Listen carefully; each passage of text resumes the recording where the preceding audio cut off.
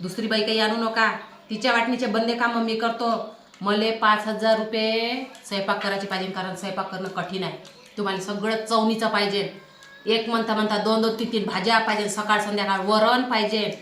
सांग तुला किती पैसे पाहिजे, सांग बरं. किती महिना पाहिजे तुले? म्हणजे तुले महिना देऊ तुले, म्हणजे तुले जेवायला बी देऊ आम्ही, किराणा आणू घरात, तेल आणू, मीठ आणू, आम्ही माणसं कामही करू आणि तुले आहे तर जेवायला बी देऊ आणि तुमचे लेकरं मी लायण्याचे मोठे केले, 9 महिने पोटात वागवले, आणि मी खाल्लं तर त्या लेकरायला लागे तेव्हा नाही तुम्हाला समजलं का व? लेकरं कोण दिले? लावून राहिले तर ते लेकरं कोणा दिले तर म्हणजे सांगून राहिले तर दुसरी बाई काही आणू नका. तिच्या वाटणीचे बंदे कामं मी करतो. मले 5,000 रुपये स्वयंपाक करायचे पाहिजे, कारण स्वयंपाक करणं कठीण आहे. तुम्हाला सगळं चवणीचं पाहिजे. एक म्हणता 2-2, 3-3 भाज्या पाहिजे, सकाळ संध्याकाळ वरण पाहिजे. तर मी स्वयंपाकाचे घेईन 5,000. हे झाडू पोछा हे हलकंच काम आहे. झाडू पोछ्याचे घेईन मी 2,000.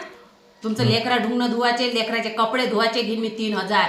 आणि तुमचे कपडे धुवायचे घेईन. कपडे धुणं सर्वात जास्त हाताची मेहनत लागते. पुरा आग घालू कपडे धुवा लागते, गोण्याच्या गोणे. तुमचे जीन्स पॅन्ट राहते भारीच्या भारी, त्याचे घेईन मी 8,000.